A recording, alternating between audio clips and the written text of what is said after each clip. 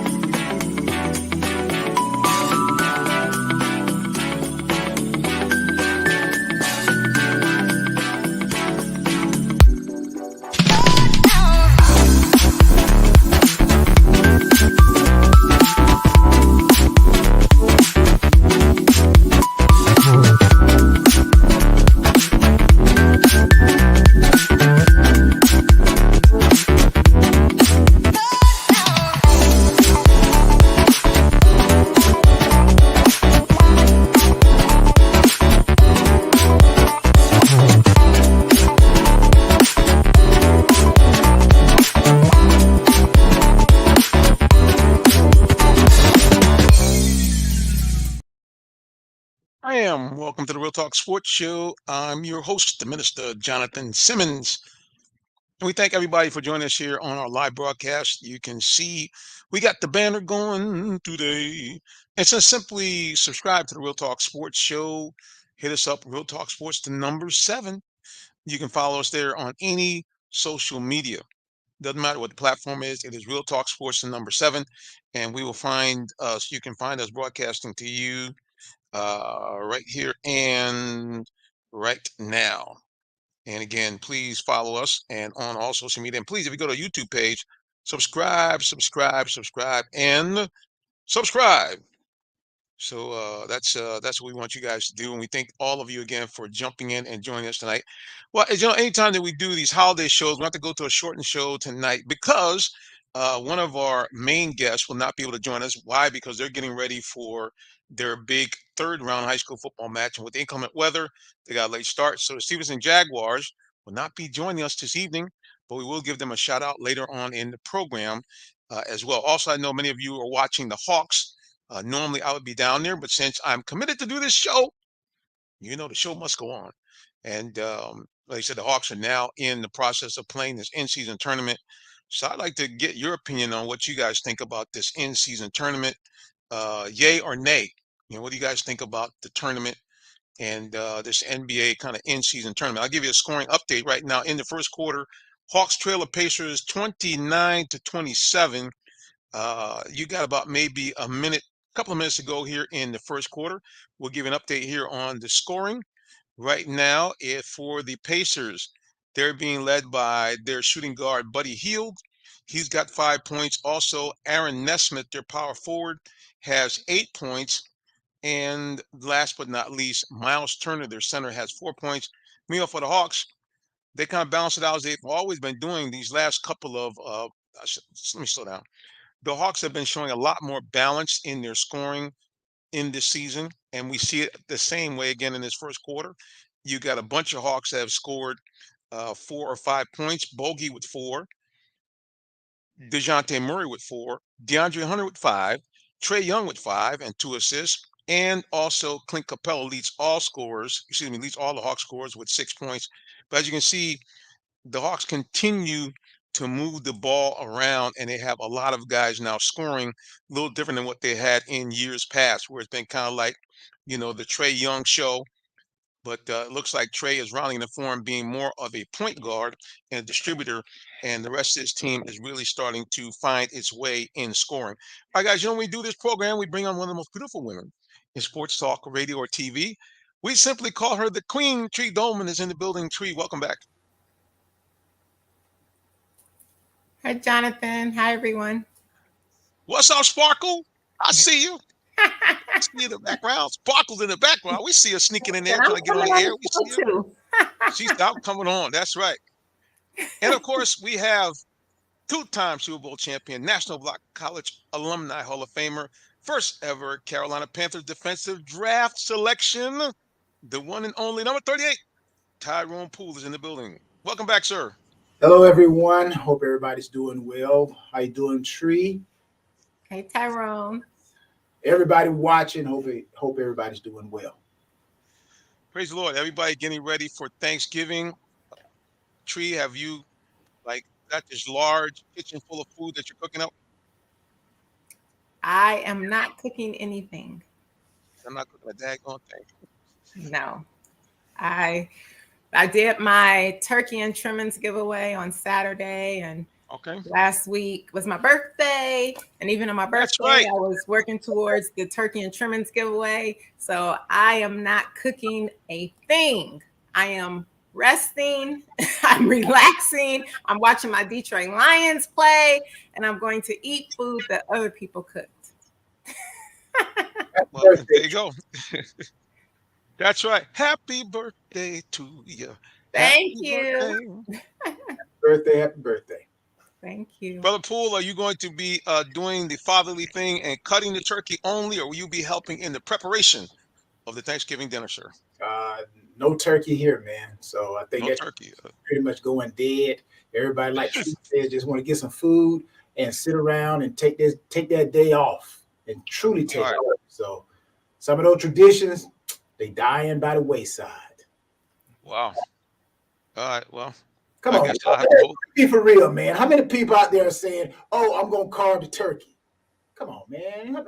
Really, in today's society, how many people really do you think are really sitting there saying, now we're all thankful now. Let's not forget that we're all thankful, but let's be for real. Praise How the Lord. That's true. many Yep. people, Jonathan, are truly saying, I'm gonna carve the turkey? How many people? They So, do it where I go. I said how many people? All right, so how many? Oh, just one. Not yeah, it's not a lot of people I would think probably sitting to the side saying they can't wait to carve the turkey. That's I true. no, don't. It just I didn't say can't wait.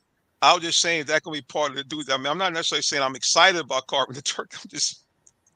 I'm just Are saying. are you carving the turkey? Oh yeah, I got to do that. I mean, that's the OG thing. I mean, see, I'm old. I'm older than both of y'all. So that's the tradition. Uncle Johnny's gonna have to do a little cutting. My daughter, even though I'm going over to my brother's house, good Lord willing, my daughter has assembled a spread. I don't know how many people are bringing over the house, but she does every year. She cooks like there's about 25 people coming, and usually it's me and her, maybe me, her, and her boyfriend. Uh, but anyway, I enjoy the food because she's the one of all the grandbabies, she the one that inherited my mother and grandmother's cooking. So I'm a very fortunate man. That's all I can say about that. I'm going to eat very nicely. Oh, nice. go get it. Well, Hard. Hawks. Okay, now I want to ask your opinion. What do you guys think about this in season tournament? Tree, what do you make about all this? I actually love it. I think that it definitely was something that was needed. I like how the NBA added the play-in tournament towards the end of the season, which really did help with teams wanting to not just coast and go through the motions throughout the season, but they actually care about their seeding because it makes a difference with home court advantage once you get to the playoffs and getting into the playoffs. And I think that this in-season tournament for the beginning of the season is definitely needed as well because you're starting to see a lot of teams play harder and there's money on the line, and we know that money talks. And I think that the courts look a little crazy. I'm starting to get a little used to them, but when I first saw them, I was like, what is going on with these courts? But I see what they're doing, and it's definitely working, getting people talking about it, and you're seeing a lot of great basketball being played. So I think it's actually a great thing for the NBA. Tyrone Poole, what you think about this kind of in-game tournament? What's your thoughts? Well, I In, picked back off a little bit of what Tree was saying, but they try to get attention. Let's face it, people. All right. Let's look at the big elephant in the room. They're trying to get attention. They're trying to drive in more revenue, right? And for years, like the NBA has been trying to do something to keep 82 games, fans interested in 82 games, right? And I'm pretty sure there's a lot of fans out there like me. Yeah, I watch the NBA, but really I don't start watching until the playoffs. So again, that's viewership going down. That's money. That's whether a network want to renew your contract. So this is why they're doing that. Nothing else. Bottom line, That is why they are doing it. Because when you look at basketball compared to all the other sports, really, it's football. Football's number one. Football's Oh, number that's one. the beast. Then Yeah, is football's it, basketball. bro. Yeah, basketball falls in that 50%. I was looking at polls when you sent out this question. Football is the head. It's like 70 something percent of Americans watch American football. Basketball falls into that 60, 50 something range. And you got baseball right there in that 50 something range. So again, what the NBA is doing, they're trying to come up with ways, just like that end of the season tournament play. This is just another way to get fans to watch the game, because at the end of the day, they got to pay these big salaries, man. So that's my thoughts on it. Yeah, I really have. To me, it's weird. I mean, that I understand what you're trying to do in soccer around the world. This is big when they have these kind of in-season tournaments, and the NBA is no doubt attempting to expand as the NFL is worldwide. After that big turnout in Mexico City, they sold out 20,000 fans. Hawks against Orlando. I mean, not necessarily two of the greatest teams in the NBA, and it was rocking. I mean, fans were going bananas. So I think that this is appeal also not only for money, but setting the stage that they go to an international situation, that they are doing some things that fans are familiar with. So yeah, it's going to be interesting. The court looked kind of crazy. I'm going to try to see if I can get a picture of that court. But that sky blue, when I first walked in there, I mean, I actually had to kind of get my bearings. I was like, what the? Because the court just all of a sudden looked like it was almost like 2 feet higher than it normally is. It just looked weird. Yeah, the courts definitely took some getting used to. When I first kept seeing them, I was like, oh my goodness, these things are awful. It definitely took some getting used to. And the other thing that Tyrone talked about, the money, Tyrone, the other thing they do, the NFL started doing this with all the different types of uniforms. This is another uniform change for the Hawks. They now have I think it's black with the sky blue, and it just says ATL. Well, this is all marketing, selling more stuff. So yeah, it's definitely a money grab by the NBA. Well, Well, let's take they're a doing their peek. uniforms every year. No, but I'm saying that it's just like another excuse to have a uniform. They have the city uniforms. Now they got the city uniforms and this play-in. They're doing different things with the court. So it's just very, very interesting. Well, let's go and take a look here. A wild first quarter. Once again, the Hawks showing that they don't know anything about defense.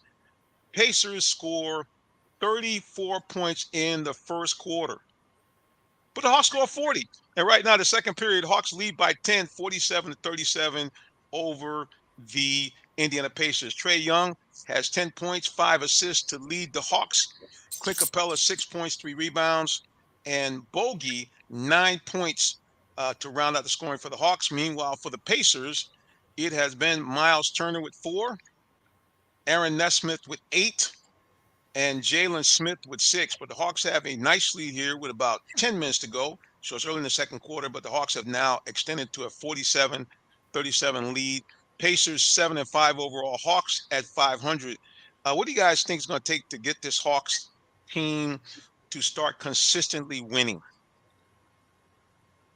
To ask you first. Well, no, Tyrone, go ahead.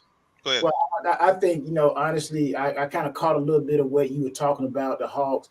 You mentioned Trae Young and balance with the Hawks scoring. I kind of think it like this. If you're going to win championships, let's just go back and look in the history, right? That's why we do things. That's why the Hawks are playing. That's why they have an organization, not only to give the fans a sporting team, but they're in it to win a championship. And when you go look at the teams that win championships, right, you have that Batman and you have that Robin. We've said that before. And I think to answer your question, what it's going to take, I would like to see Trae Young score more. I know I heard you say Trae Young is beginning to act like a point guard and pass the ball. You know what? Trae Young, up your points. I'm telling you, shoot the ball. Shoot the ball. Every championship team, I don't care who you look at, there is no 5 players out there who all have the same scoring average. There's always that Batman. Even if you take a look at Philadelphia. Look at Philadelphia. You got Giannis. He's 31 points per game. And then Tracy Maxey is 26. So right there, you got the Batman. You know who's going to shoot the ball. But see, people, this just me. If you don't know how to win championship, then you're going to think everybody's the same. But when you know how to win championship, you know that there's that one dude who's always the dude, right? So I think for the Hawks to take that thing to the next level, I'd like to see Trey shoot more, score more points. And Murray, if he got to be that Robin, he's the Robin. And everybody else, they're role players. Go look at the Bulls when they ran. Go look at the Lakers when they did it. Go look at any championship team from last year or years ago. Got the Batman. And I don't see that Batman right now. So I would like to see Trey shoot the ball more, score more, and everybody else just fill in. Or whoever the best shooter is. Tree, what do you think? What's the secret to the Hawks being more consistent and winning and building a championship type squad? I think it's two things. I think one, we need more defense, and then I think two, we need that. I don't want to say kind of like the bad boy, but we need that aggressive player that teams know when they play the Hawks that this player is not one that you want to mess with, like Dennis Rodman was for the Pistons and for the Bulls. And, you know, the great teams typically have one. How most teams have a player like that that's just really aggressive, and they're not afraid to get in your face if you're in their teammates' face or doing. Speaking of which I do not condone. I am sorry, but the whole Draymond Green situation, like Draymond Green is that player for the Warriors, but the whole headlock situation and Rudy Gobert's face, I mean, it just is crazy. And I know I'm laughing, but it's not funny, but I'm just laughing because I'm reminiscing on Rudy Gobert, and it's like, you're so tall and you're just like, oh. But anyway, but I just felt that was just definitely wrong, and I'm glad that he was suspended. But my point is that great teams have those players where you know that you don't want to mess with this player. If you mess with their teammates, they're going to come to their rescue. But I think that's one of the things that the Atlanta Hawks is missing. Yes, we have great rebounders. Yes, we have great players. But we need somebody that just has that But I will admit, I'm with you. It was funny, man. Rudy Gobert, he looked real crazy. Tyrell, I don't know if you've seen that, man, but he looked real crazy. I mean, here's a guy like 7'2". Tyrone's got him in like a WWE hole, and Rudy's like, yo, man, somebody can help me. What's up, ref? And I mean, like, nobody was doing anything at all. It looked real crazy. Yeah, I got to make a quick correction. Go ahead. Giannis, I mean, Embiid. Damon Leonard. Right. Yeah, that's his Robin. So Robin. Yep. Yeah. Well, look, man, at the end of the day, I mean, one guy who I think is going to be, if he continues to develop his game, it could be a budding superstar, Jalen Johnson. I mean, he has really stepped up his game in trying to kind of fill in and do some of the things that one of the Queen's favorite player, John Collins, did. Give you some scoring punch, give you some great over the rim play, and he really has been a force to reckon with. Matter of fact, today he's 4-for-4, 4 points, 4 assists, and also 4 rebounds from a guy that technically is playing. I guess you could say he's a big 4 or a small 5 is the way they got him set up with the Hawks. So yeah, Jalen Johnson, I think we got to keep our eye on him. I'm gonna let you guys take a peek. Here's the wild court there. There it is. There's a shot right there. I mean, like I said, when I walked in, it was not too bad once I got up into the stands. But when I first walked in, I was like, oh, snap. I mean, it just, all I saw was this, it was like the sky suddenly dropped on the ground. Unbelievable. All right, guys, we're going to go to a quick break. We'll keep it locked right here for more of the Real Talk Sports Show. We'll be back in just a moment. Don't you go nowhere. You bet not. Did you know that Allen Vigil Ford in Morrow, Georgia also has Lincoln? Over 35 years of using the Vigil Touch to provide excellent customer service, works hand in hand with the Lincoln Motor Company to provide a luxurious and seamless way to acquire your next luxury vehicle. Lincoln has an array of full-service complimentary owner benefits. These benefits include hospitality partnerships, service pickup and delivery, all which can be accessed through the Lincoln Way app. You can even contact the 24/7 concierge to have someone assist you. Come and see our great inventory of new and pre-owned Lincolns today. Call 678-364-7345 to make an appointment with one of our brand champions or shop 24/7 online at allenvigillincoln.net. Congratulations, Amici, on your new F-250 that you got from us. How was your experience here at Allen Vigil Ford? Thank you so much, Jonathan, man. I appreciate everything you did for me, man. This is awesome right here. and you did. I mean, your service is impeccable, man. I really appreciate everything you did for me. Appreciate you, man. Congratulations. And I guess based on your shirt, Yes, go sir. Hawks. Let's go Hawks. Let's get that good draft pick tonight, baby. Yes, sir. We're going to championship, man. We're going to win something now. A happy fan, but more importantly, a satisfied customer. Guys, if you don't know, I actually work for Allen Vigil Ford as a commercial account rep. I also do sell cars to families and friends. And you actually are my family and friends. If you're out there, if you need a car for yourself or for your family or for your business, give me a call. You can call me right here at 678-410-9833, or you can shoot me an email, jsimmons@realtalksports.net, or the best place, just text me at the cell number, 678-410-9833. Got great deals. Unbelievably, guys, special financing is back. F-150s have financing as low as 1.9%, as do the Edge, nice little midsize SUV, and also you got special financing on the Bronco Sport. You guys familiar with that? So hey, hit me up, 678-410-9833, and we will take good care of you or your familia, whichever you prefer. All right, so yeah, it was great stuff. This weekend, we want to talk a little college football. I did get a text, like I mentioned, we're going to do a spotlight on Stephenson. At first, they text me and say, hey, we're just kind of practice late, but hopefully they will join us in the 8:30 hour. So we're going to talk a little college football first. The rankings are going to be redone again today, sometime tonight. I'm not sure if it's They're been done already yet. done. Already done. Okay, well, Tree, I was about to ask you, have you seen anything? So tell us the rankings now as the new week has come about. The top three has not changed. Georgia is still number 1. Ohio State is still number 2. Michigan is still number 3. Washington is now number 4. Oh, Yes. up. So they surpassed Florida State, and Florida State is number 5. And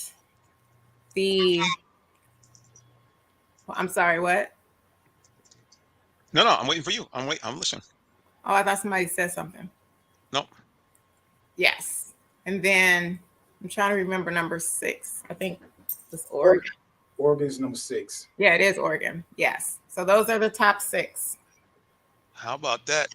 Tell me what you think about that. Washington jumping Florida State to now be number 4 in the spot. What you think? But at the end of the day, that's all the big elephant in the room. They always want to paint that perfect picture. So the perfect picture, they have a perfect picture now. They have a team from the SEC.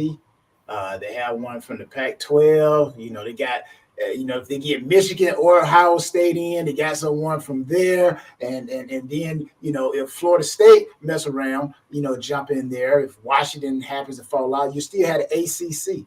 So again, it's all about representation, people. It's all about crowd pleasing at the end of the day. I don't think it's too much about who is the best.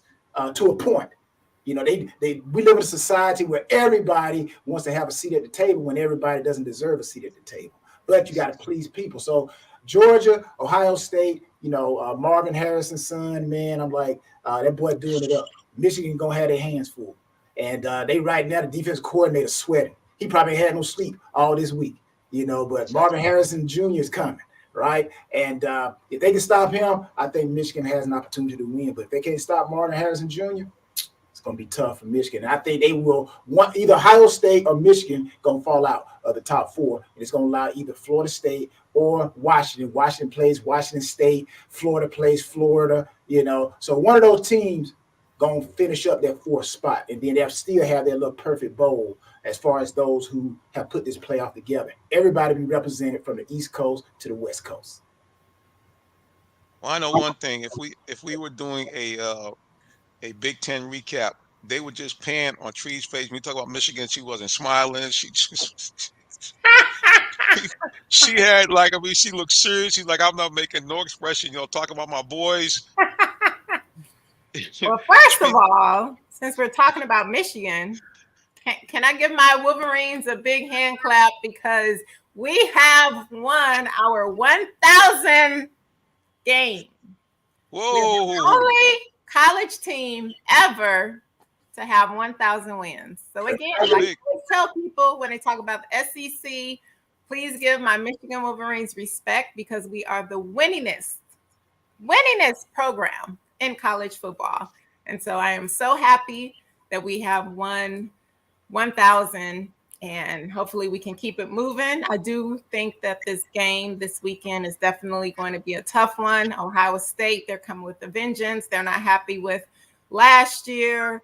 And Michigan, we're coming with a vengeance because we're not happy with them. And I know that the players feel that Ohio State had a lot to do with the coach getting suspended in the first place, and then with Coach Harbaugh getting suspended. So I really think this is definitely going to be a great game, and I'm looking forward to it. And hopefully my Michigan Wolverines will prevail.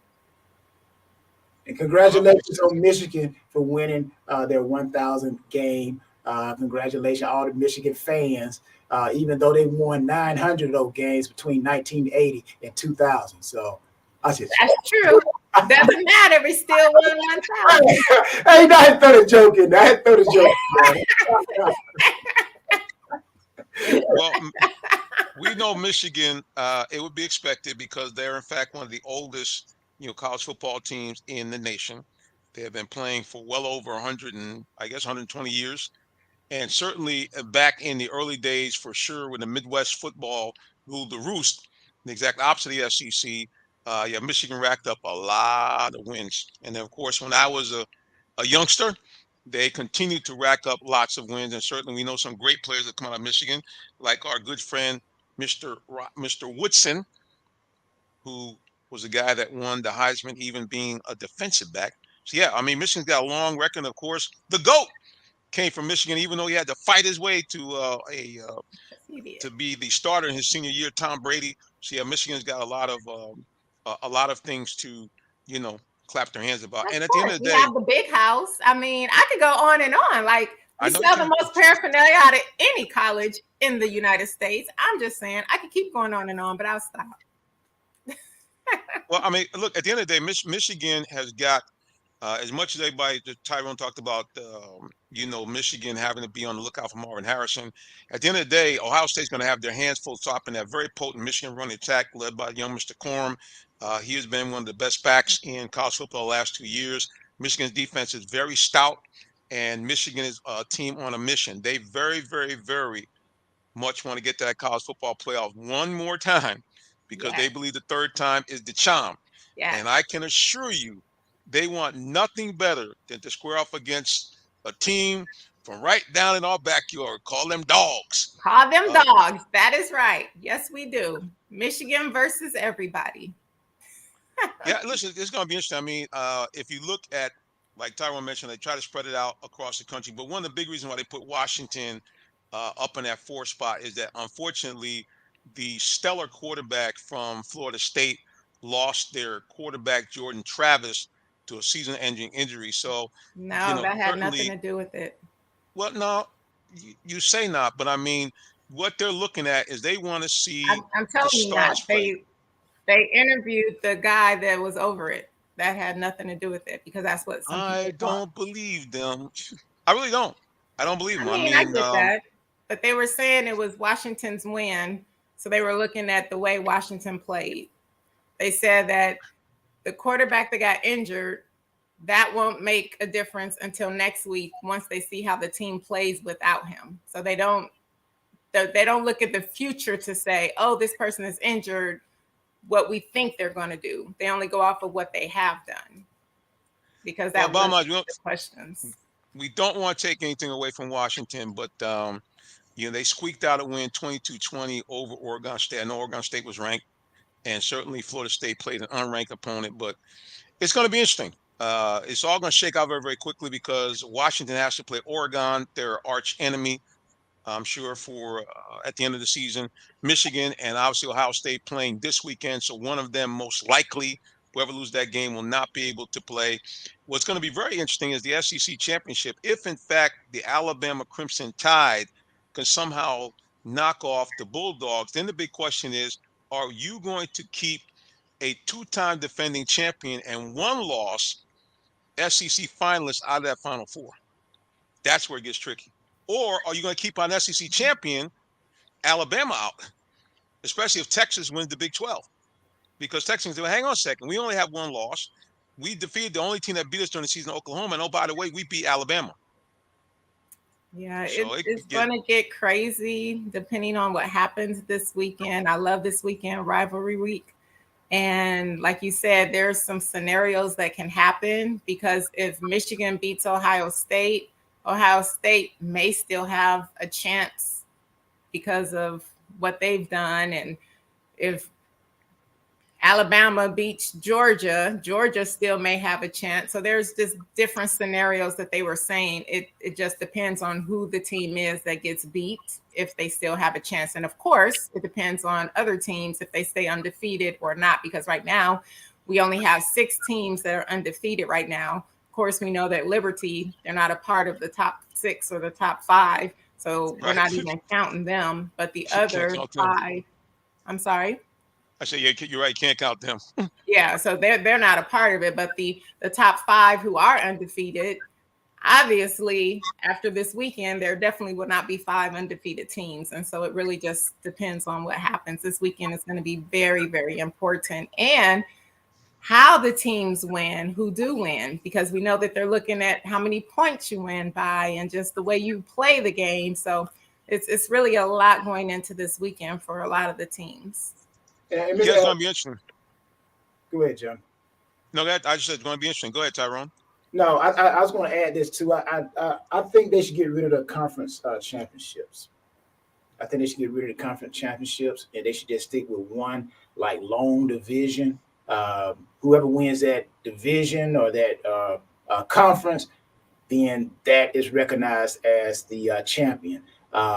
2 things. I think it cuts down on confusion because somebody could have a great season and then play a team in the championship that they're supposed to dominate and end up, maybe having not their best game and lose, or, you actually lose a star player. Now, all this is predicated, my thinking is all predicated on they're about to expand the playoffs. So if you're going to expand the playoffs, I think you should get rid of the conference championship games and just have one conference, standing, and the top team, they win a division and that conference, and they going into, whatever, the playoffs or the bowl games or whatever. But just me personally, as a player, former player, and also as a person that tries to use wisdom, but I understand it's all about money. They want money. The more times they can turn them lights on in those stadiums, the more people are going to buy those tickets. But from a safety situation, if you want to get the best out of the players, I think you got to let the players rest. So that's what I want to say. Yeah, but that last statement, sir, you hit it on the head. They are going to be very reluctant to break off these conference championships. The SEC championship sells out the Mercedes-Benz every year. I think in Jerry World, the Big 12 does the same thing. It's way too much money. But the weird thing is they're going to super conferences. Think about it. You got the Pac-12 teams playing in the Big 10. So it's very, very bizarre. All right, guys, we're going to take a break. And we got breaking news. Our high school football segment will be coming up after the break. You're watching Real Talk Sports Show. Keep it locked right here for more. Are you in the market for a new vehicle? Well, check out Allen Vigil Ford Lincoln in Morrow, Georgia. We have one of the largest inventories in our area for both new and pre-owned vehicles, so we're sure to have something for everyone. Family owned and operated since 1982, customer satisfaction is our #1 priority. Come see our full lineup of vehicles and find the one that best fits you.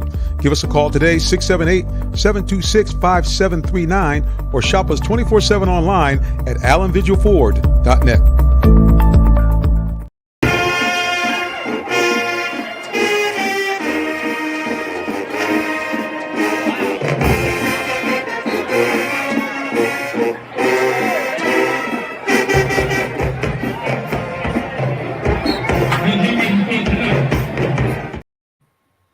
All right, guys, time to talk a little high school football, and we're going to do a high school football spotlight on a team that we first stumbled upon, actually by accident. We were on Instagram. We saw these great video posts of some highlights. As I started to do some research, I said, wait a minute, Stevenson High School. I said, man, they're having a banner year. And ladies and gentlemen, it is continuing on as they are now in the 3rd round of high school football playoffs. And we have the head coach from that team, Coach Marcus Jelk, in the building. Coach, welcome back. Hey, how you guys doing? Good. How are you, Coach? How you doing, Coach? Doing well. Well, Coach, first thing, congratulations on to round number 3. Yes, sir, man. It's a blessing. 2016 was the last time that we were here in the quarterfinals, and so just trying to get the guys to work hard, man, to finish the drill. Being in the quarterfinals is a blessing, and I think every team works toward having that Thanksgiving Day practice, and so that was one of the goals we set out at the beginning of this year, and so just excited, man, to try to get out here and compete on Friday and get another victory. Well, Tyrone, you've been in this spot. Questions or comments for the coach? Really just, congratulating Coach on, where you guys are. As, I know, we all know it gets tougher and tougher. Each round you go up. You guys are playing Perry High School. What are your thoughts about Perry High School? They have a long tradition, great tradition. They beat Bainbridge. So what are your thoughts about Perry? What do you guys have to do to get by, which Perry was ranked number 2? So what are your thoughts? How do you guys defeat Perry? Perry's a tough football team. I can see physicality on the film, and they got a lot of talented players over there, and so we just got to kind of match their energy and continue to playing the same kind of ball that we've been playing. We expect nothing less than a dogfight with Perry coming up here, and it's I think they're gonna kind of bring that South Georgia mentality, and so we're looking forward to it. I'm definitely glad that we're hosting this game, and they got to come play us. Coach, we got some fans on social media here. We got Miss JJ saying congrats, Jags, and Clarissa Blackman, I think, is over your touchdown club or your booster club. She says, "Go Jags." Absolutely. But yeah, Perry has a great football team, and so we're just looking forward to the challenge, man. Guys got to come out and play hard and try to match their intensity, and hopefully, come away with a W on Friday and get to a place where only one Stephenson High School football team has been, and that's the semifinals. 3 questions or comments for Coach Jelks. Yeah, so I would like to say congratulations. And just how do you keep your team motivated? A lot of times parents and players are looking at different teams and their rankings, but we know that once it gets to this part of the season, the numbers matter, but not really. It's just an entirely new season, and it's all mental in the mind. So if you think you can beat a team, then you can. And if you go into the game feeling like you can't, you've already lost. So what are some of the things that you're doing with your team just to make sure that they stay motivated and know that they can actually go out and get the W? I think the biggest thing that we've done this year is we have enacted a character education program. And so twice a week, that's just a time when the guys can sit down and, we have a word of the week and we go through and talk about the definition of that word and how it applies to where we are in the season at this point. And then give them a chance to just speak and have a safe place, to just talk about some of the things they're feeling and explain what's really and truly going on with them and try to get them to try to be their best selves week in and week out. And so that character education piece has been huge for us this year. The guys feel more confident and they're playing more confident since we started that this year. And so we always talk about building the whole athlete, the entire athlete, from the mental perspective, psychological and spiritual perspective, as well as the physical perspective. And so that character education piece has been huge for us. And, our word for this week is adversity. And so we know it's going to come. It's the third round of the playoffs. And, we would expect nothing less. So just kind of preparing our guys for what it is that they're about to go through and what it is that they gotta kind of focus in and lock in on week in and week out. Awesome. Well, I know I definitely like that idea, the whole person tree. I know you like the same, right? Oh, definitely. Well, Because we have a guy that's been following our program really for the last 3 4 years. One of our great contributors on social media, but he got a little sense of humor. So I'm gonna pop up what he has to say here on the screen here. He said, "Coach, it's not illegal to research the refs." That the kid's name is Brown Nose and Little. I'm just saying, absolutely, Charles, absolutely. yeah, Charles like to keep it right down to the rub. And it's interesting now. I'm not sure if she's going to be able to. She's doing your game or not, but I actually had an opportunity. I was doing a game at Clayton County. I looked down. I said, "Is that a woman down there?" And literally, I was doing a fun HBCU fundraiser the next weekend. I actually met the ref. She's one of a handful of African American female refs in the state of Georgia. And interestingly enough, her nickname also is Tree. And right, so she might be doing your game this week, Coach. So we shall see. We're going to try to get out there this weekend. For those of you, a lot of people have asked me, hey, how come you guys don't stream the playoff games? The GXSA takes over those games, and there's a pretty hefty fee for us to live stream the games. And although we have sponsors, we just couldn't cover the pretty big cost to stream the game. But we do have authorization to go and do video highlights and photos. So hopefully, if I can't get out there, my video guy can get out there and get some clips because, yeah, this is certainly a historic run by the Jaguars. You guys talking about getting next to semifinals, and not only that, but you guys have been dominant in your first two games. I think you won the first game. I think it was 62-15 Mm-hmm. over a team. I think out of was the north side or the Macon area, and then took Northwest on a Whitfield in North Georgia. yep, and then also Mm-hmm. knocked off a pretty good team out of Henry County, Luella, and Mm-hmm. shut them down 35-7. What was the key to that game? The victories for you guys. What was the Uh, key? Laser beam focus. I think that our season, and I kind of tell our guys that we're destined this year, and I think our season has been set up perfectly for what we're about to encounter each week. And so I tell people all the time, we don't win a region championship this year without two of the losses that we have. In the preseason, when we look at our schedule, we saw an undefeated season. And to be 8-2, finish that regular season 8-2, those two losses helped us win a region championship. And so, as well as the last game of the season, we played Southwest DeKalb game 10, which is a neighborhood rival, and we're coming off an emotional win against Holy Innocents that pretty much sealed the region championship for us. And so we came out and played a little bit flat in game 10. And so we came away with a victory, 9-point victory over Southwest DeKalb, but we were able to use that experience to propel us into the playoffs. And so, the vibe after that Southwest DeKalb game was like we lost. I mean, the players were super disappointed. They were extremely disappointed after that Southwest DeKalb game. And so we used that fuel. And so, the Northwest Whitfield game went the way it went.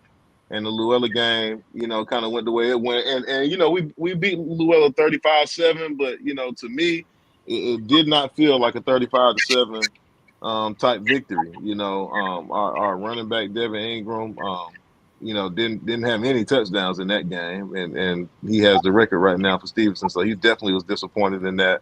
And then we just weren't happy with our performance offensively in that game. I mean, we scored 14 points on offense, and we had a lot of other guys contribute to the points. We scored on defense. We scored on special teams, and so a lot of other guys kind of were able to come to the party, but even though it was 35-7, we felt like it wasn't that type of you look at that score and you say, oh, 35-7, wow, it didn't feel that way for us, and so we just want to continue to stay locked in and have the guys stay focused on a really, really good Perry team that's coming up here to play us at home. JJ said dedication and hard work. And yeah, Coach, you summed it up. That was my question. Basically, that victory was a team victory. You guys scored on every way you could. You had the pick six. You Mm-hmm. had, even though it looks like they're playing, I talked to Miss Clarissa, and she said that like they were playing 10 in the box to try to stake Devin Yeah, and stop him, yeah. which they did.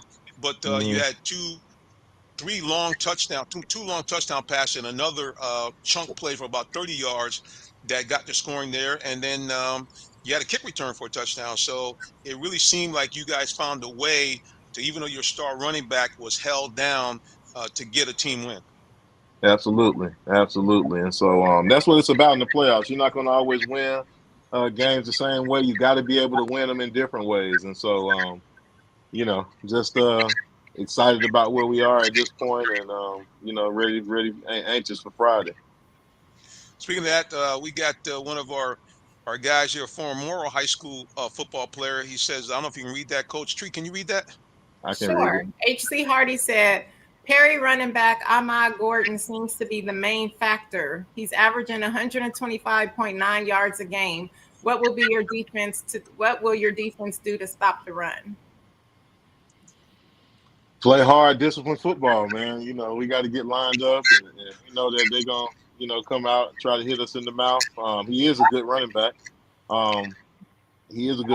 And so just respecting our opponent and understanding that he's a good running back and making sure that we're locked in and kind of zeroed in, because he's not the only good player on that team. I mean, they got a couple of receivers that are really good, and they got a quarterback with Division I offers. And so, it's going to be a lot to contend with. And so we're just looking forward to the challenge. Look, man, we hope to, like you said, get out there, at least get some photos or some game footage. Appreciate you coming on. I know it's tough because this is a big game coming up, and it's right in the middle of Thanksgiving week, and we had Absolutely. rain on top of it. It was raining like crazy, so we appreciate you jumping in for a few minutes. And the best way I can describe it is that your booster club said, "Hey, it's the road to the championship. Coach will be here," so we appreciate you. Absolutely. I appreciate y'all having me. And I just want to say that I can definitely relate to what you were saying about you guys being 8-2 and those 2 losses.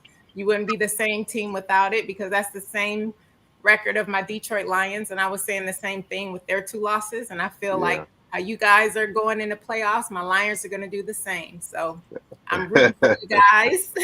Absolutely. We appreciate it. And hopefully after Friday, you guys will be 9-2. Yes, ma'am. Well, no, we're 10-2 now. So hopefully 10-2. I'm sorry. I thought you said 8-2. Yeah. I guess you were saying we finished the regular season 8-2. I got you. Yeah. Regular But yes, ma'am. I appreciate it. Hey, Tyrone, the Queen had to circle back to the Lions before we got off. She had to make sure to throw that in. My Lions. Well, he said 8-2. It reminded me of my Detroit Lions. I already know. Once again, Coach, we appreciate you so much for joining us, and we look forward to having you back on again real soon, hopefully to talk about a victory and your berth in the semifinals. Absolutely. Thank you. Thanks for having me. All right, guys, keep it locked right here for more good sports talk. We can go to the NFL now, and we're going to talk about them Lions. We'll be back in just a moment. Stay tuned and keep it locked right here. Are you in the market for a new vehicle? Well, check out Allen Vigil Ford Lincoln in Morrow, Georgia. We have one of the largest inventories in our area for both new and pre-owned vehicles, so we're sure to have something for everyone. Family owned and operated since 1982, customer satisfaction is our #1 priority. Come see our full lineup of vehicles and find the one that best fits you. Give us a call today, 678-726-5739, or shop us 24/7 online at allenvigilford.net.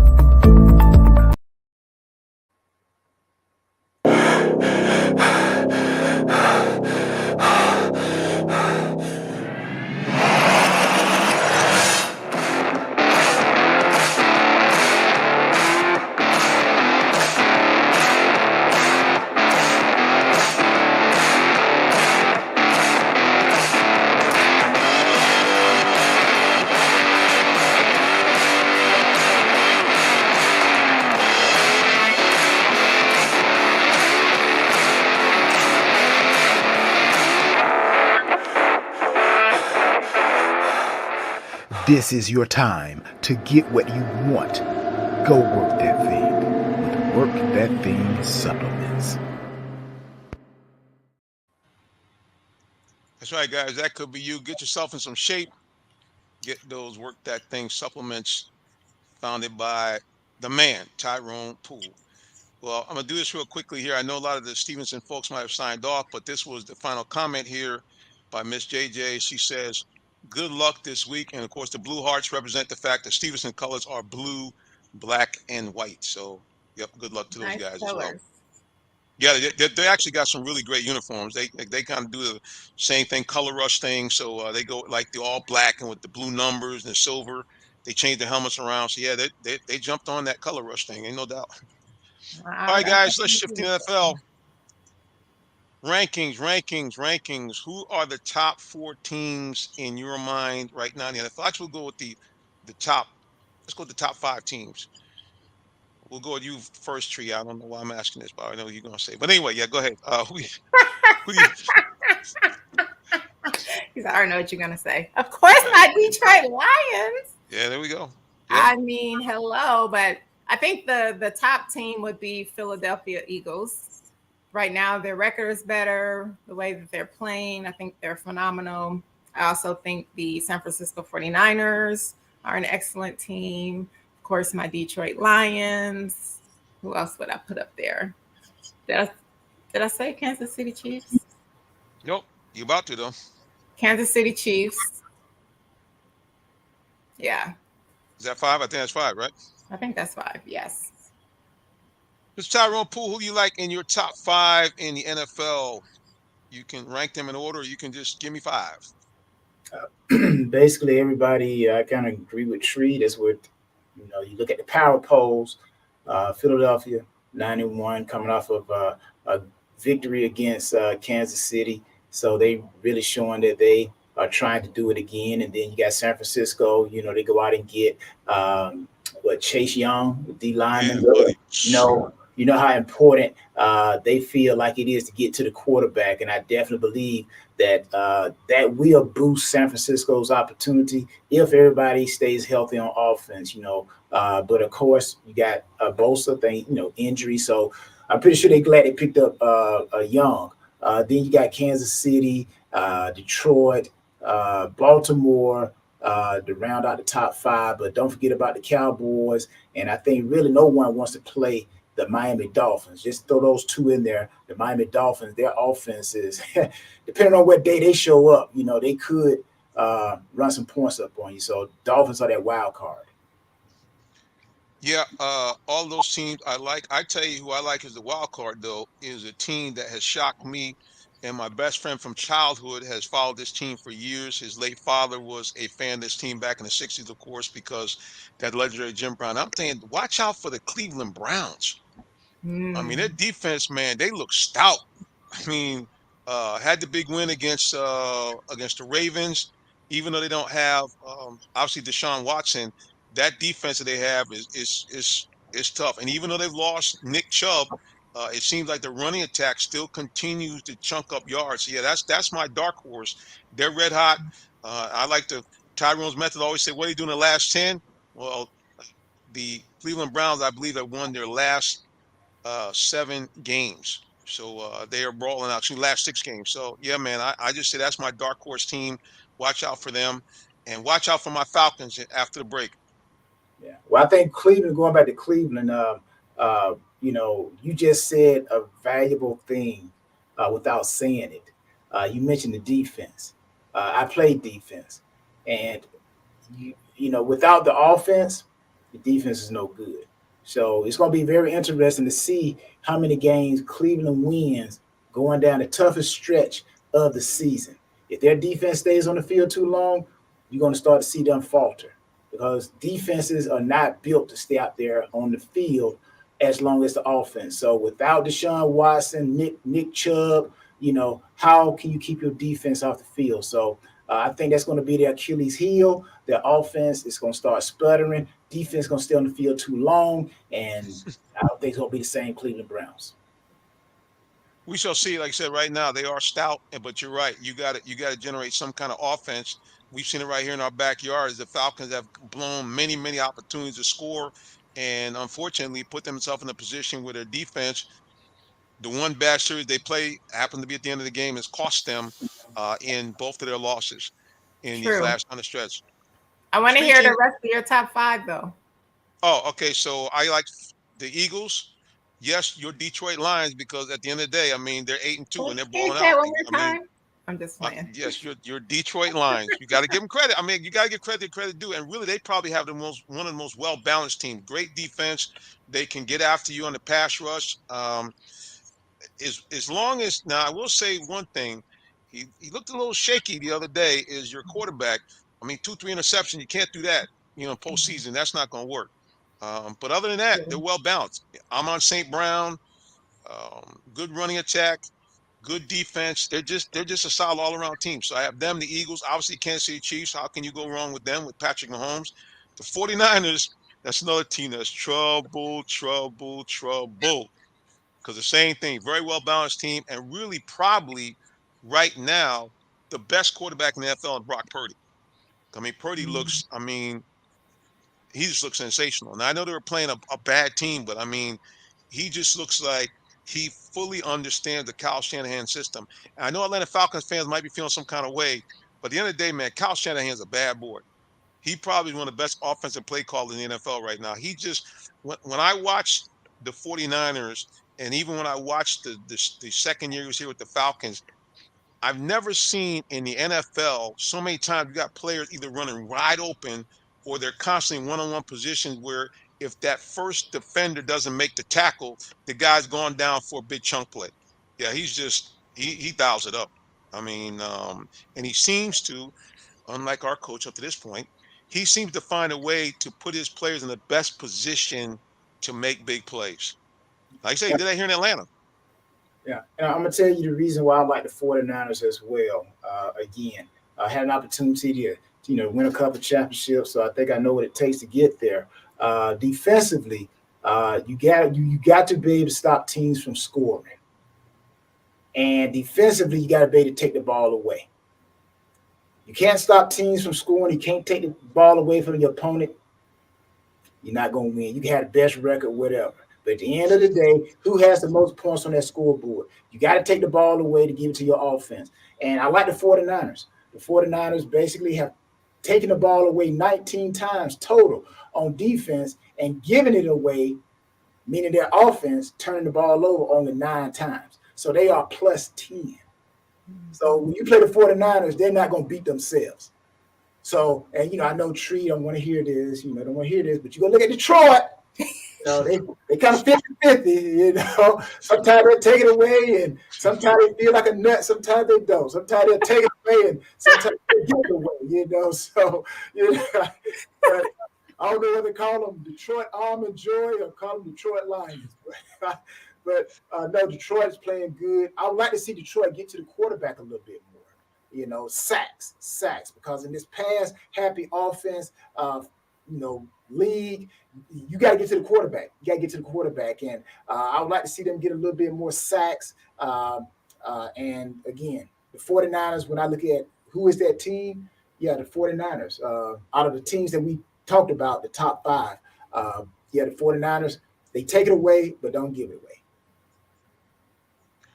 Tree, can you read that? It's a long one from H.C. Hardy. Talking about your boys. Yes, he's H.C. Hardy said, I think the Detroit Lions acquisition of signing free agent and former Seahawks pass rusher Bruce Irvin will be an asset going toward the playoff run. In his career with 55.5 sacks in 103 games, although 36 years old, his leadership and wisdom is key.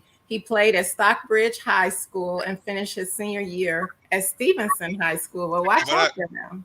How about that? Yeah, I mean, you got to rush the passer, and it's funny, Tyrone. You said something. I think it was last week or 2 weeks ago. You said something about the defense catching up with the offense in the NFL, and I got to tell you, once I kind of looked at the passing stats, definitely something's going on in pass defense because if it used to be commonplace that quarterbacks were throwing for 300, 400 yards a game, even guys like Brock Purdy, even guys who are at the top of their game. Tua. Nobody's throwing for those big games anymore. You got guys throwing for 250.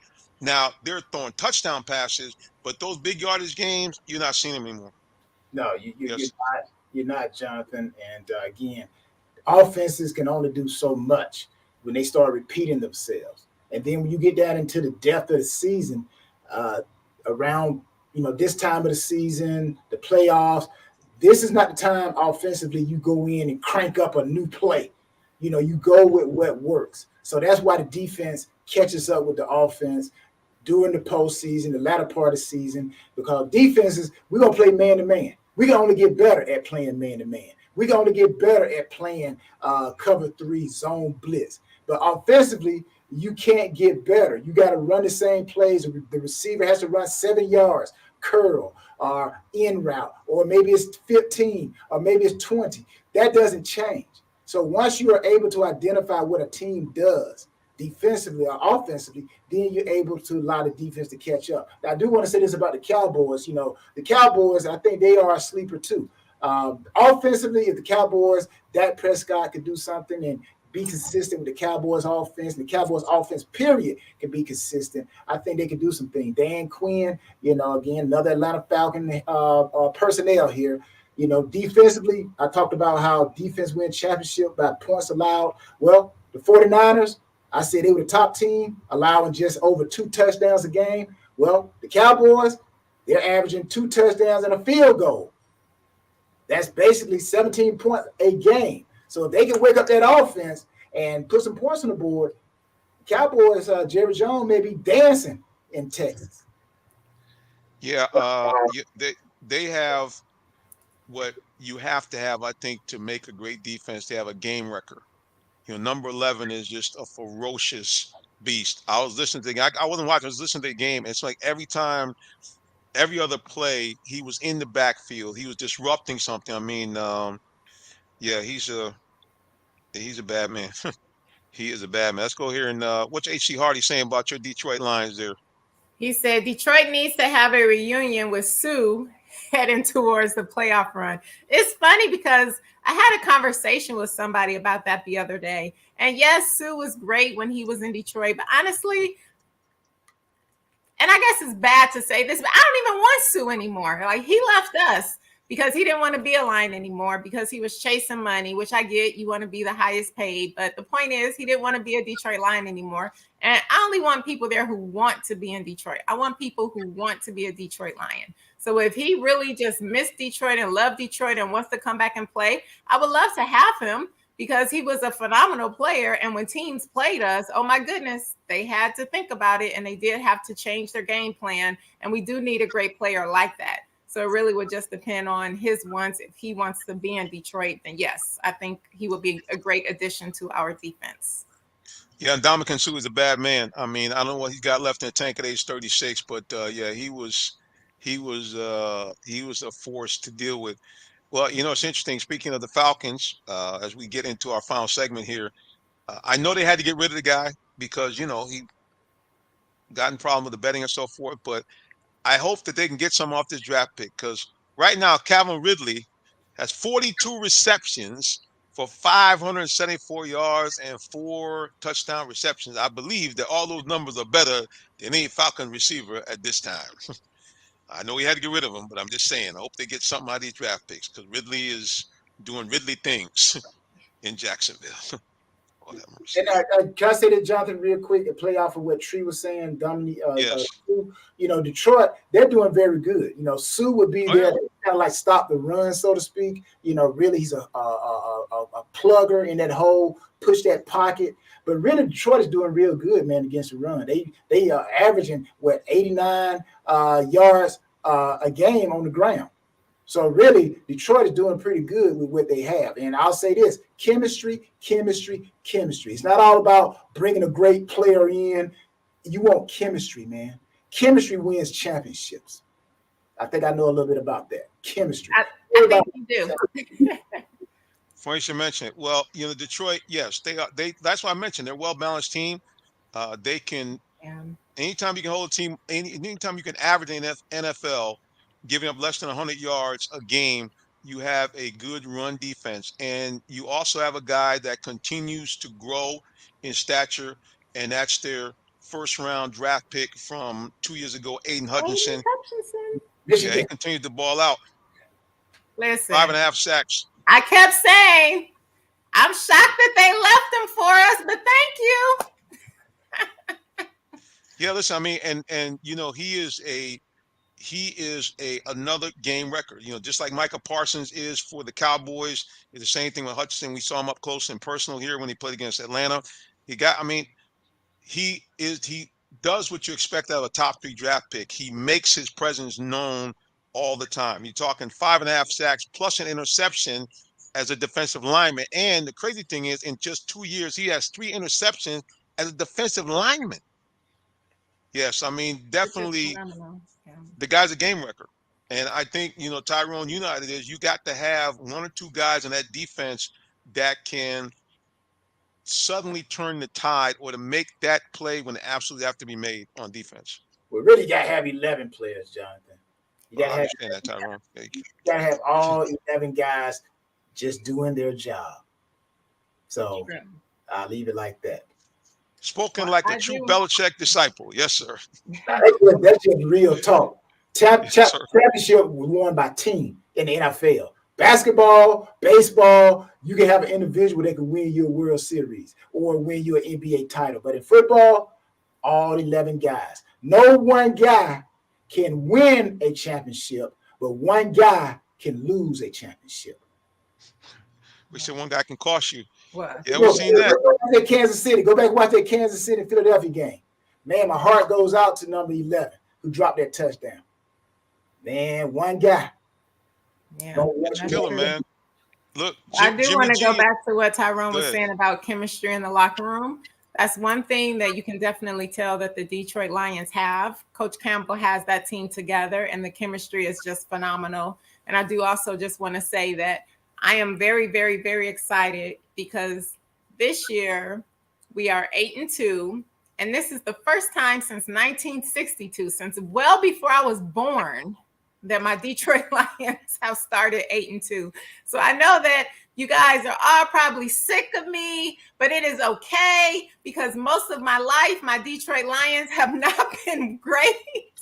And I still have been very proud. So for them actually to be 8-2 and leading, I am phenomenal.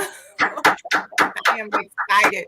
So you guys are just going to have to bear with me this year. And like I said, I'm hoping that we go to the Super Bowl. I'm predicting us to go to the Super Bowl, and I hope that I'm right. I know we still have a very, very, very long way to go. But the things that I'm seeing in this team, and I've been saying this for a couple of years, you guys know, you've been hearing me, that I knew that the time was coming. And so to see us here is really phenomenal. I'm really excited to see what we're going to do for our Thanksgiving game against Green Bay. I know the Green Bay coming with a vengeance for us, and we're coming for them as well. But so just bear with me this season. Please bear with me this season and next season.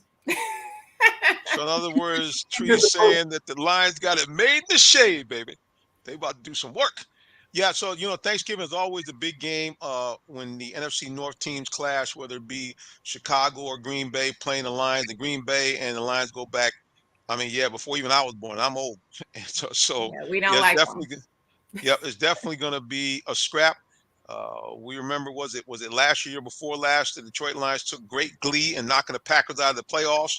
So, it's long-term bad blood. So it's going to be very, very interesting Thanksgiving Day. So was it to see those Packers last year what? Was it either last year before last when you guys beat the Packers and kept them out of the playoffs? Was that last year or year before last?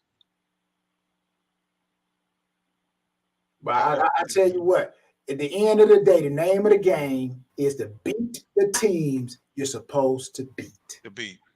That's it. So Detroit is supposed to beat Green Bay. That should be their mindset. Shouldn't be no rivalry. And we go back. This rivalry goes back 50,000 years. Man, forget that. We're better than them this year. So we are supposed to beat them. That's the mindset. That's the mindset. And we Hopefully it comes through last year. Right. And you proved it on the field, no doubt. All right, H.C. Hardy, what's he saying?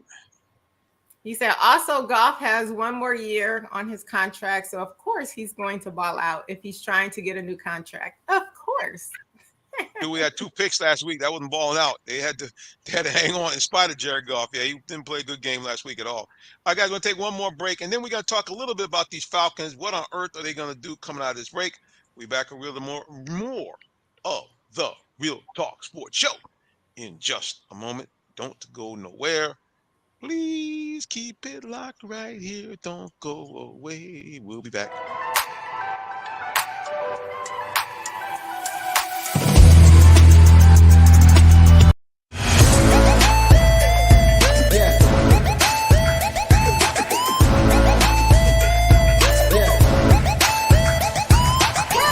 is OJ Howard with Real Talk Sports.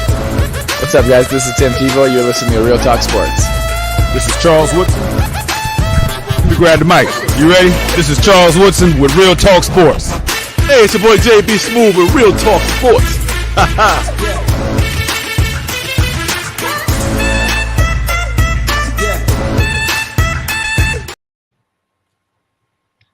You notice we had a Michigander near the end, Charles Woodson, and he said, "Give me the mic." This is Charles Woodson. Notice how he took control right there, made sure everything was good. Hey. There you go. He just basically said, "Jonathan, man, you taking too long, man. You talking too much, man. Give me the mic." That's basically what he said. Wow.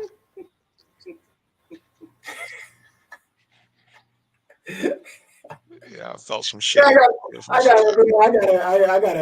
gotta make it lively, so I gotta say something. Stir a little bit of shade right there. Yeah, I felt it. All right, what can the Falcons do to turn the season around? They're going back with Mr. Ritter. A must-win against the Saints. If they don't win against the Saints, would you guys agree that the season pretty much is, or they still have a shot? Is a must-win? Do they absolutely have to beat the Saints to keep the season alive, or could they possibly lose to the Saints and still have a glimmer of hope left out? Tree, what do you think? A must-win for the Falcons? They got to do it or no? I think they definitely need to get some wins so that they can get some momentum going. You don't want to lose the locker room, and you still want guys playing for a reason. So you don't just want them going out there playing just because they have games left, but hopefully they can still keep some hope. And with things going on, you just never know how the division may go. But I do think they need to win. Poole, what do you think? Is it a must-win situation for the Falcons? Do they have to win this game, or can they still lose this and still mess around and do something for the season? It's the NFL, Jonathan. Every game is a must-win game. I'm like, you don't just go out there like what Herm Edwards say. We play the games to win. You play to win. You don't go out there and say, okay, well, if we don't win this, we all gonna tank it. No, everybody playing for their job. You go out there with that mindset you want to, you'll be going somewhere else. Your address will be somewhere else. So at the end of the day, every game is a must-win. Now, you look at the power rankings for the Falcons. Out of the 32 teams, their power ranking is 25, depending on which power ranking you look at. But again, I think the Falcons' defense is playing great. They're playing great. They're basically right around where Detroit defense is. Detroit is giving up about 3 touchdowns a game. Again, remember the best is the San Francisco 49ers. They're giving up 2 touchdowns a game. The Falcons are giving up 21 points a game. But the problems, their woes, is where Arthur Smith is supposed to be. He's supposed to be the guru at this, right? And they're averaging 18 points a game. So when your defense is giving up more points than your offense is scoring, then you're going to be 4-6. So at the end of the day, I know that Arthur Smith, there's a lot of things that they need to fix. Desmond Ritter, first and foremost, like we talked about basketball, we talked about every team that's at the top of the NFL schedule or basketball, they always have that guy. And offensively, it's the quarterback. And until they find that guy, I think they're just going to continue to struggle. And could, Arthur Smith could lose his job. But that's not going to fix it. You can't keep bringing people in and bringing people out. I think the Falcons just got to find an identity. I don't think they have an identity here in Atlanta. I don't think they have an identity. It's easy to formulate an identity on defense. We're going to knock you out. We're going to hit you, tackle you. We're going to take the ball away. But offense, what is your identity? You look at every team around the NFL that is in the top 5 that we named. They have an identity on offense. I don't think the Falcons has an identity on offense, and I think that is their Achilles heel. Yeah, and the thing about it, which is so bizarre, they got away from it. I mean, it looked like, based on the first 2 seasons Arthur Smith was here, that the MO for the Falcons were, okay, going to run the ball. That was their thing. And then mysteriously, and we saw it first against your Detroit Lions, they came out. I think they passed on 6 of the first 9 plays. I mean, it's like, go back to running the ball. Because on this Falcons team, everything spins off of that run.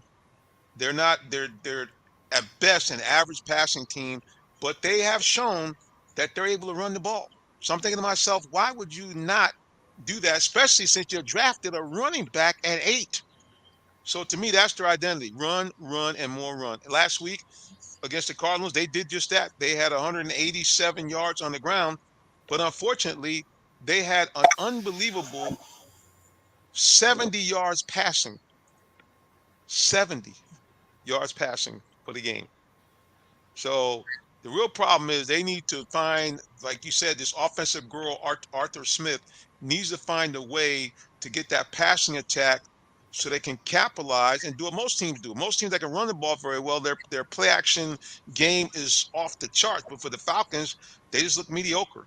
So I think it's a situation where they have to do two things. Number one, go back to what you do best, run the ball. I don't care if you have to run the ball like they did to get the lead against Arizona. I think they ran 11 plays, 10 of them were runs. I don't care. We're not here for style points. I just want to see wins.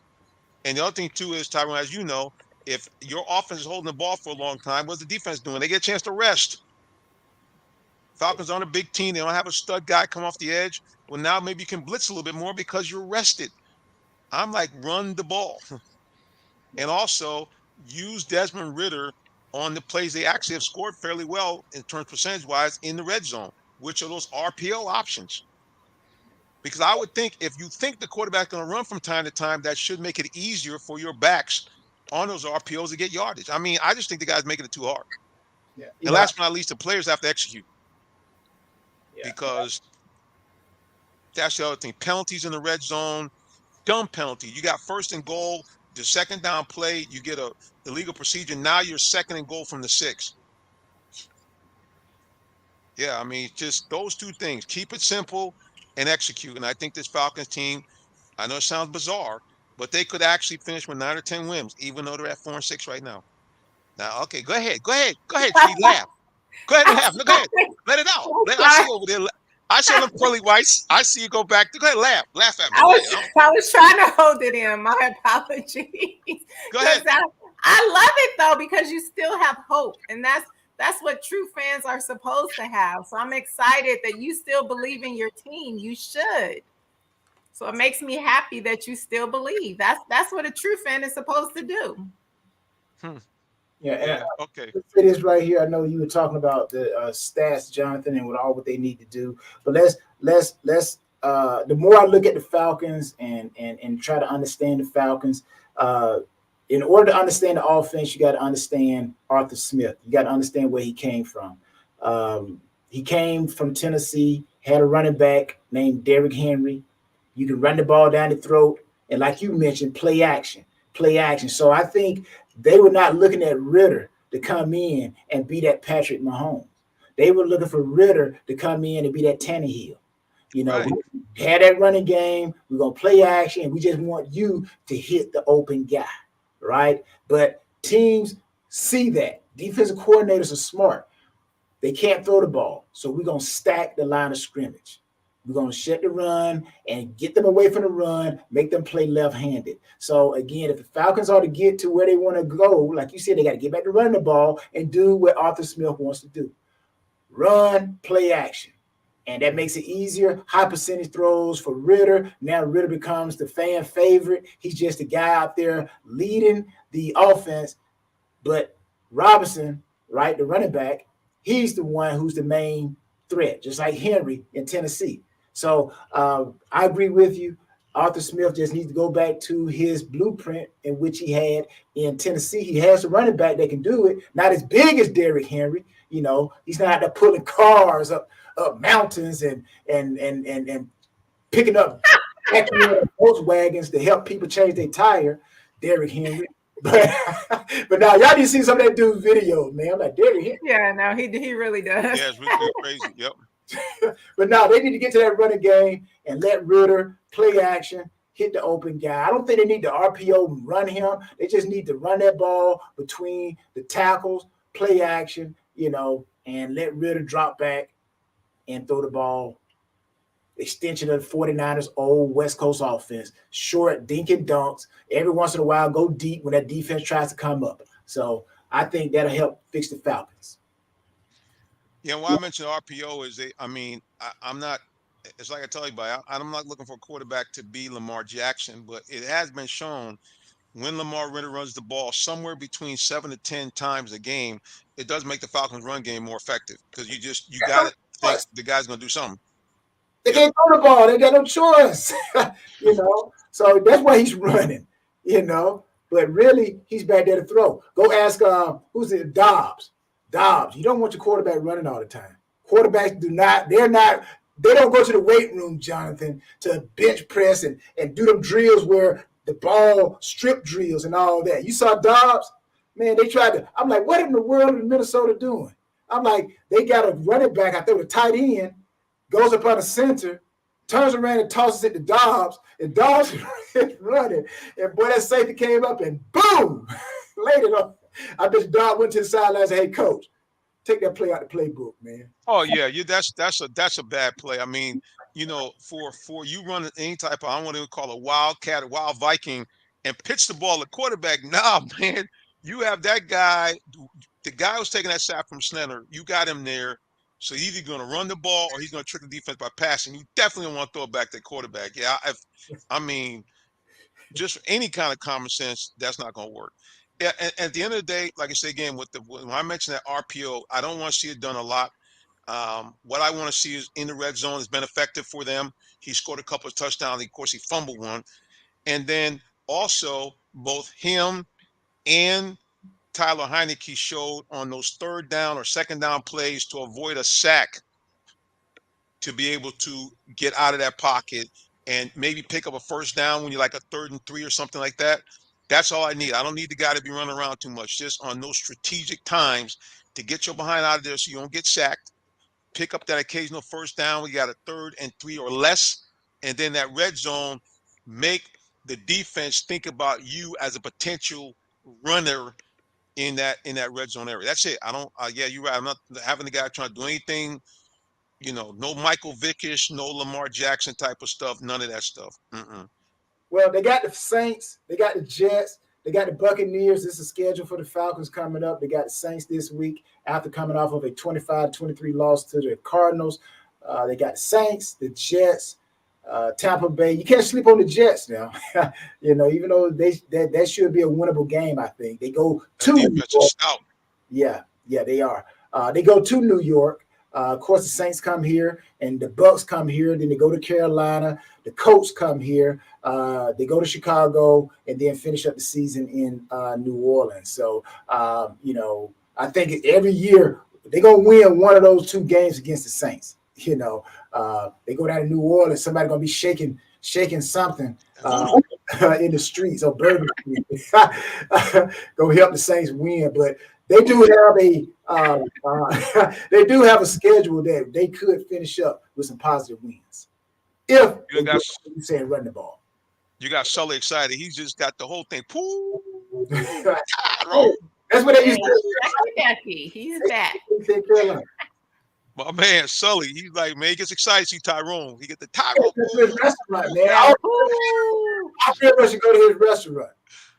We gotta do it, man. Because he's writing Cummings. I mean, so we gotta do this. This is my thing. Every week we say the same thing, right? But then when we get off the air, nobody talks about it. So we actually need to pick a time. All right, so we're gonna put you in charge of planning time and then go. You should do the place. Do the show from Sully's place. Yeah, do all right. Well, we can't do that.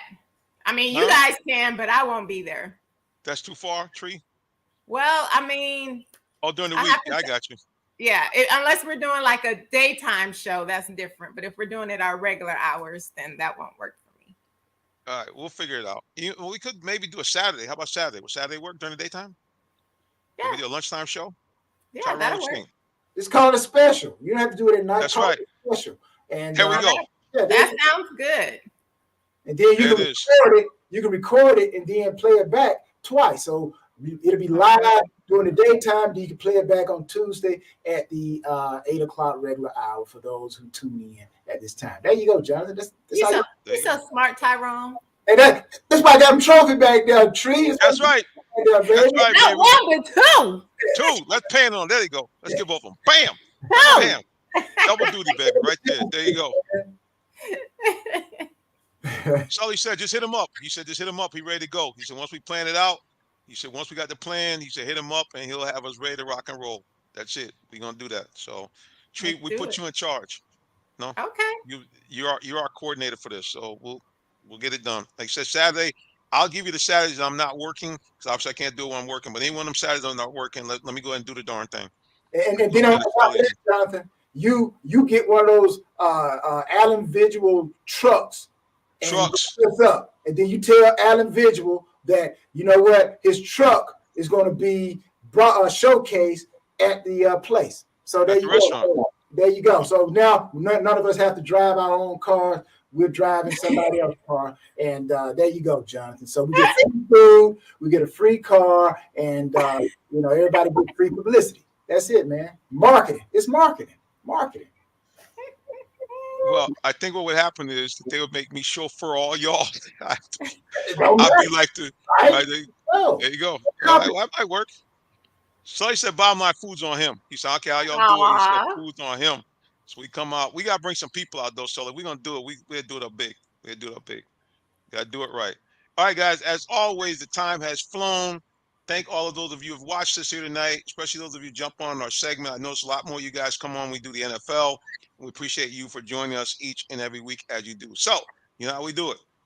For our co-hosts and guests, so everybody can find out how to follow them, what they're doing. You know how we do it. Mr. Tyrone Poole, the floor is yours. God, very simple, Jonathan. Tyrone Poole 38, all social media. You guys have a great night, and see you next time. Go work that thing. God bless, Tyrone. And happy Thanksgiving. Happy Thanksgiving, everybody. Happy Thanksgiving. All right, the Queen, the floor is yours.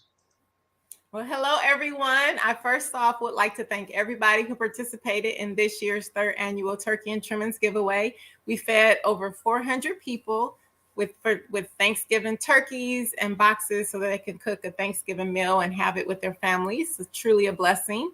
And then also, I would like to wish everybody a wonderful, happy Thanksgiving. Just remember while you're eating the food, just really be thankful for the people that God have placed in your life. Be thankful for the many blessings that God has blessed you with, because every day is a blessing and every day is truly a blessing to be on earth. So just make sure that you really focus and appreciate and be thankful and thank God for the people that he's brought in your life and the different things that he has done and the different experiences that you've experienced. So truly just be thankful. You can find me on all social media at Purple Diva 13, as well as Ms. America International 2022. Go blue and one pride. Queen has spoken. Well, guys, I appreciate you very much. We thank you again for joining us here. Let me get the proper banner up there and get everything straight. Yeah, so you guys know I'm the minister, Jonathan Simmons, and yes, I'm a real live minister. So I'm going to encourage you, especially on this Thanksgiving, to really lock and understand that it is the Lord that has blessed you to be alive and be with your family. So certainly want to thank him. But really the best thing you can do for yourself is to get to know him personally by having a relationship with his son, Jesus Christ. And this is real easy how this works. First of all, you repent of your sins, and then you believe and understand that Jesus Christ came here, both fully God, fully man, and died for your sins, but he rose from the dead. And when he did that, two great things happened. Number one, you became a citizen of the kingdom of God. And number two, you become an adopted child of God with all the rights therein. That means you now can go to God like a heavenly parent, ask him for anything you need or desire, and according to his will, grant it to you. And number two, when you die, you go to that spectacular place called heaven, where there's none of the following: no pain, no pandemic, no bad people anywhere. It's wonderful. You get to see God, Jesus Christ, and all the people of love face to face. The place is beautiful. Every jewel you can think of adorns the buildings. As a matter of fact, the streets are paved with a gold that's so pure, it's translucent. And you avoid that nasty place called hell, where all the things I just mentioned won't be in hell. It's the opposite. It's dark, it's dreary, it's painful, fiery. You're with the devil. All those bad people, think all the bad people in world history, you're going to be there. And worst of all, you're locked in forever and a day, and you can never, ever, ever get to be with the people of love, God, Jesus Christ, and many of your family members. I don't know about you, but I like option number one instead of option number two. All right, guys, until next time we get back together again, we're going to go to social media one more time because I think we got some good wishes. Here it is from Sully. Sully says, Happy Thanksgiving to all y'all from the Shucky Ducky family. All right, guys, until the next time we see you again, God bless you and have a wonderful rest of the day or evening, whichever may apply. So long and happy Thanksgiving. Happy Thanksgiving.